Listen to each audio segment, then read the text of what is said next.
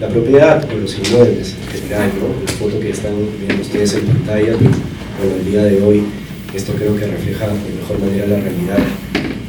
Un edificio con departamentos donde uno puede vivir, departamentos que se alquilan ahora por sistemas de tipo Airbnb, entre otros, ¿no? Entonces, mientras sigue existiendo pues esta necesidad humana de vivir en algún lugar o alquilar, van a seguir existiendo potenciales problemas o disputas a propósito de desalojos.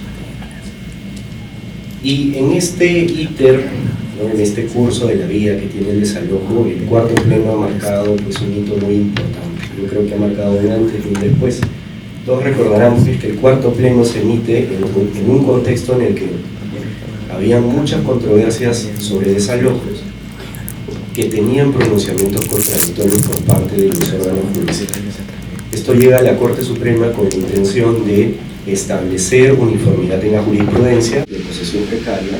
Se iban pues a resolver con mayor claridad los juicios de desalojos y se iban a evitar los fallos indebidos.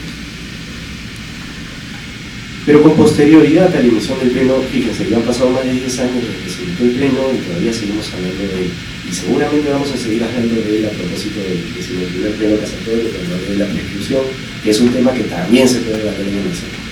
Pero luego de la emisión del pleno y con el transcurso de los años, han ido apareciendo nuevos supuestos, ¿ya? Nuevos escenarios dentro de los procesos de desalojo, donde se siguen produciendo situaciones semejantes a los fallos individuales. Lo digo que las digo situaciones semejantes. ¿Cuáles son esas situaciones semejantes? Situaciones en las que por la complejidad de la controversia o porque un tema en discusión vinculado al desalojo pueda verse en un proceso diferente, los jueces del desalojo tienden a fallar cogiéndose de eso y diciendo que como esta situación se tiene que ventilar en un proceso y no se puede resolver en el desalojo, entonces no la voy a tomar en cuenta y sobre esa base resuelve el desalojo. Y puede pues, concluir que el desalojo es fundado o infundado, pero sin entrar a analizar esa controversia o esa situación que podría ser ventilada en otro proceso judicial. Y lo que están viendo en pantalla es una de esas situaciones. El caso detrás de esta casación es uno donde se había alegado un supuesto de nulidad respecto de uno de los títulos de las partes. La nulidad, como ustedes saben, podría ser, si es evidente, si es palpable, si es manifiesta, podría ser atendida dentro de un proceso de desalojo o dentro de cualquier otro proceso, porque no solo está reconocido en el Código Civil que se puede hacer ventilar la nulidad de oficio, sino además porque el 9º pleno casatorio ha dicho que si estamos ante un escenario de nulidad manifiesta, entonces se puede atender y se puede discutir eso en el proceso donde aparezca, ¿ya? Pero en aquellos casos donde no estemos ante la nulidad manifiesta, como es el caso detrás de esta casación, lo que un grupo de magistrados viene resolviendo es que en tanto la nulidad no manifiesta, vamos a llamarla así, se debe atender en un proceso diferente, entonces no podemos entrar a revisarla y por lo tanto fallaremos sin tomarla en consideración. Espero que hasta aquí me vayan siguiendo, porque a partir de esto comienzan a desenvolverse las problemáticas sobre las que quiero hablarles. Entonces, lo que les decía, si se trata de una nulidad, vamos a llamarla no manifiesta, ordinaria, ¿okay? Entonces los jueces de desalojo no están ingresando a analizarla y están resolviendo sin considerar si hay o no fundamentos respecto a esa nulidad no manifiesta. Entonces, aquí la pregunta que surge y las reflexiones que quiero compartir con ustedes es la siguiente. Si existe una discusión sobre la existencia o fenecimiento del título de alguna de las partes del desalojo, ya sea el demandante o el demandado, debe el juez del desalojo analizarla, debe el juez entrar a evaluar cuáles son esas circunstancias que podrían afectar la existencia o tendría que ver con el fenecimiento de ese título, o no necesariamente. Esa es la pregunta que quiero plantearles hoy y sobre la que quisiera que reflexionemos un poco. Para empezar a dar una respuesta a esta pregunta, hay algo que debemos tener en consideración y es algo que el propio pleno ha recogido, ¿ya? Entonces, idea número 1 a tener en cuenta. El propio cuarto pleno casatorio e incluso la jurisprudencia de la Corte Suprema posterior al cuarto pleno ha venido desarrollando la idea que ustedes ven en pantalla. ¿Cuál es esa idea? Que la existencia del título podría surgir a partir de actos o circunstancias que deben ser valoradas por estos. O sea, no hay un número cerrado, no hay una lista taxativa de los sucesos o escenarios donde una persona tiene un título, ya sea para declarar o para señalar, sino que hay una multiplicidad de escenarios, factores, circunstancias que en cada caso concreto puede deber evaluar, porque a partir de ellas podría ser que exista un título para demandar o para oponerse al desalojo. ¿Okay? Y en esta casación, el año 2019, se recoge esta idea, pero repito, es una idea que viene del propio pleno casatorio, aunque no esté señalada en el listado de precedentes. Segunda idea, ¿ya? Así como hay circunstancias múltiples que pueden explicar la existencia de un título, también hay circunstancias múltiples que pueden explicar o de las que puede derivar la conclusión o el fenecimiento del título. Esa es otra casación que recoge esta idea, pero repito, es una idea que viene del cuarto pleno también. Es importante advertir esto porque cuando uno se aproxima al pleno por primera vez, o cuando uno se aproxima al pleno, recoge pues la parte más importante, por así decirlo, que se encuentra al final en el listado de precedentes. Uno no suele leer toda la controversia que está detrás del pleno, los considerandos que motivaron pues la decisión tomada por el pleno, sino que de frente se va al listado de precedentes. Y ahí, por ejemplo, ubica si está en un supuesto de desalojo con defensa de prescripción, lo que dice el precedente. Si está en un supuesto de desalojo y se ha alegado la resolución extrajudicial del contrato, entonces aplica el precedente correspondiente. Entonces no tiene esa tendencia, pero en el pleno de los considerandos hay ideas muy importantes que luego han sido desarrolladas en la jurisprudencia posterior de la Suprema y que son importantes para darnos cuenta de situaciones que suceden al día de hoy y que generan nuevas preocupaciones de cómo resuelven los jueces. Entonces, idea número 1 e idea número 2. Así como hay circunstancias múltiples que dan origen a un título, así también hay circunstancias múltiples que pueden desembocar en el fenecimiento del título. Y estas circunstancias deben ser evaluadas por los jueces. No hay un listado cerrado de esas circunstancias. Y fíjense, estos son dos considerandos importantes del pleno, 68 y 69, donde se recoge un poco el espíritu del pleno. Pleno lo que buscaba, así como le dije al inicio, de uniformizar los pronunciamientos que dictaban pues, los jueces respecto de esa materia. La idea o la intención detrás que impulsaba este listado de precedentes es que en el fondo se emitieran decisiones sobre el fondo de la controversia, no que el juez decidiera subdividirse, no que el juez se desvíe o esquive resolver las controversias, impulsa, promueve con este listado de precedentes que los jueces ingresen al fondo de la controversia y se pronuncien sobre ello. Entonces, siendo ese el espíritu, debemos pensar que hay nuevas circunstancias o pueden seguir apareciendo circunstancias distintas a las que ha recogido el pleno, donde puede estar presente la misma necesidad, tutela, desalojo y la necesidad de que un juez resuelva o atienda esa controversia, ¿no? Y se pronuncie sobre el fondo. Entonces, fíjense, el cuarto pleno, en el precedente 5, inciso 5.1, recoge una situación que me parece importante revisar y ver qué hay detrás de esto, ¿no? Es el escenario donde en el desalojo se genera el debate sobre la resolución del contrato. Y ya sea si el contrato ha sido resuelto por el 1429 o el 1430, lo que dice el pleno es que los jueces de desalojo deben entrar a analizar si esa resolución ha sido correctamente formulada, ejecutada, ¿ya? Si se dan cuenta, la resolución contractual es un tema que se puede debatir perfectamente en otro proceso judicial. Puede existir un proceso, por ejemplo, declarativo, en el que se pretenda que un juez reconozca que la resolución que yo practiqué, por ejemplo, en el contrato que tengo con Patricia, fue una resolución bien hecha, ¿vale? Puedo eso someterlo a un proceso distinto al desalojo.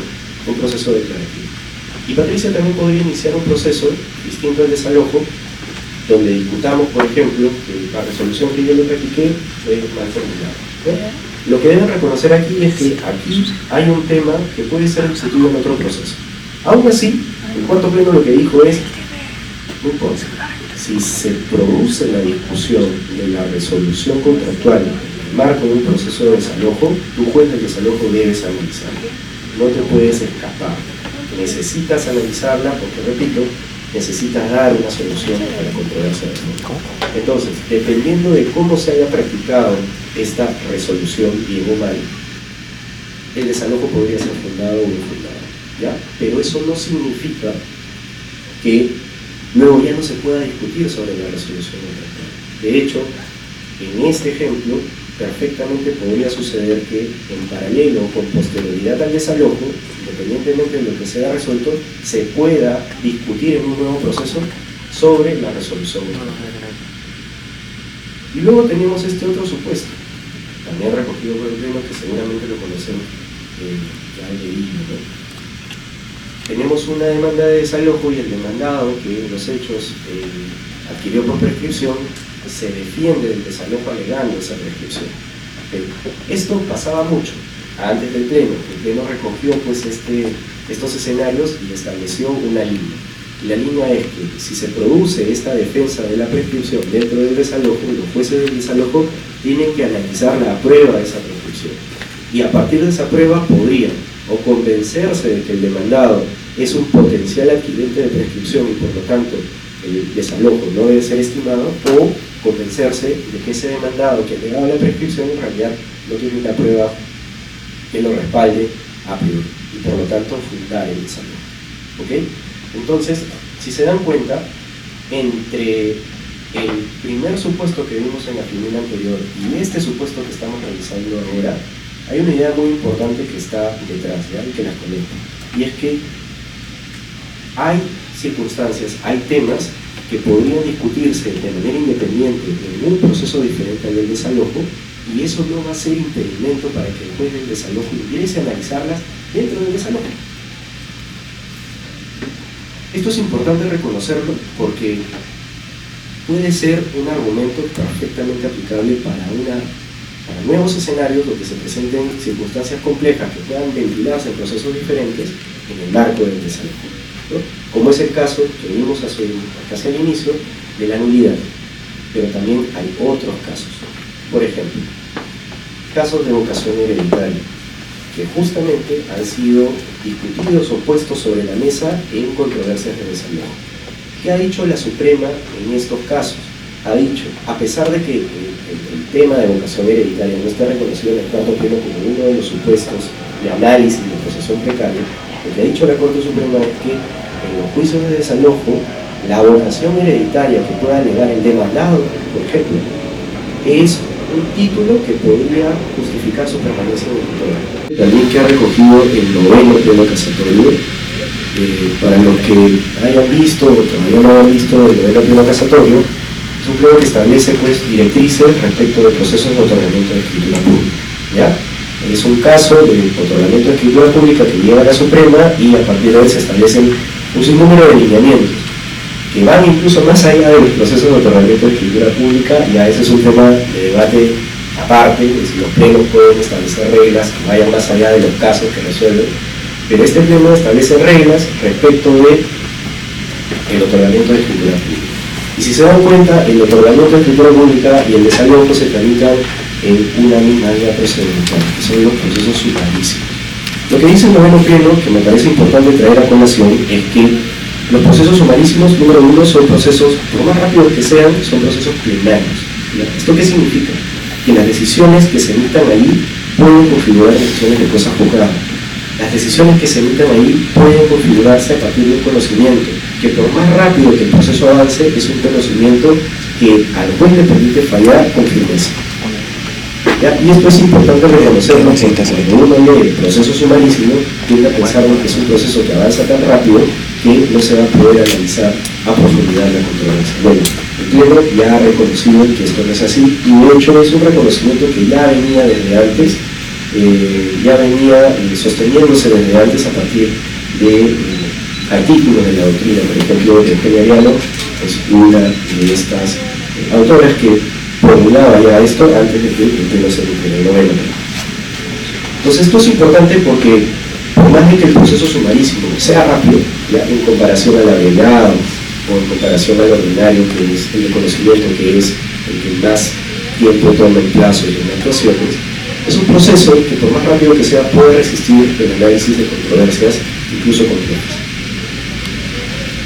Y lo que dice además este noveno pleno es respecto de la resolución del contrato, ya sea extrajudicial o judicialmente, es que el juez que analice un caso de otorgamiento de escritura pública y que en el marco de esa controversia vea que salta el tema de la resolución del contrato que se pretende elevar a escritura pública, el juez del otorgamiento tiene que entrar a analizar la resolución de ese contrato. Tiene que empezar a analizar todos los elementos de validez y de eficacia que van a determinar si esa resolución estuvo bien hecha o mal hecha. ¿Ok? ¿Por qué es importante? Porque es un supuesto que ya había recogido el desalojo para efectos de la discusión de desalojo y resolución del contrato, y es un supuesto que ha sido reconocido y desarrollado o reafirmado por el noveno pleno casatorio. ¿Esto qué nos dice? Esta es mi opinión, ¿no? Yo igual la someto pues a la audiencia, si quieren discutirla, enhorabuena, porque esto contribuye pues, al derecho, ¿no? Mi opinión es que en los procesos de desalojo sí se pueden analizar casos complejos, como por ejemplo los casos de nulidades no manifiestas,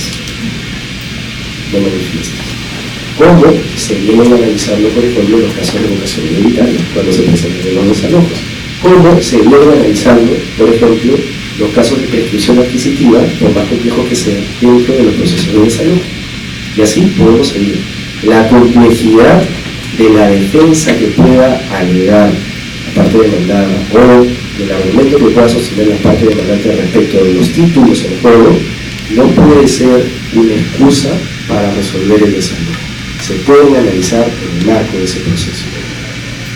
Pero aquí parece que ya la diapositiva me dice que no.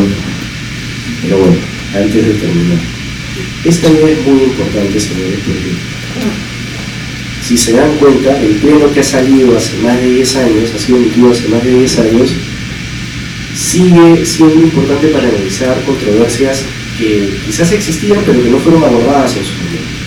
Y así como sucede en el tema del desalojo, puede suceder en cualquier otra institución, como sucede ahora en la prescripción, que dicho sea de paso, también tuvo su pleno en su momento, no desarrolló mucho. La validez de una resolución contractual, ya sea invocada, sería invocada por el demandado, para el título que posee o que indica tener el demandante.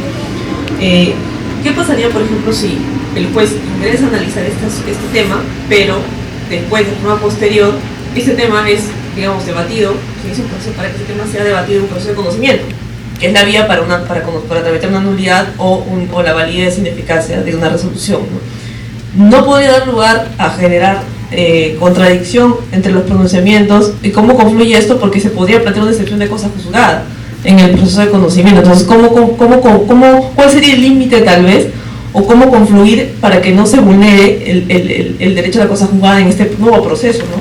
¿Hasta cuáles son los alcances de este pronunciamiento en el proceso de desalojo, ¿no? Muchas gracias. ¿Cuál es su nombre? María Alejandra. María Alejandra, muchas gracias María Alejandra. Hay varias ideas detrás de tu pregunta, empiezo a abordarlas. La primera idea es que por más de que los jueces de desalojo ingresen a analizar pues materias como la nulidad no manifiesta o la prescripción que es alegada por el demandado del desalojo u otro tema complejo, el hecho que ingrese a analizarla no significa, y además lo que no puede suceder es que el juez del desalojo termine diciendo en la sentencia, en su fallo, que el demandado adquirió por prescripción, por ejemplo, ¿ya? O que el contrato fue resuelto válidamente.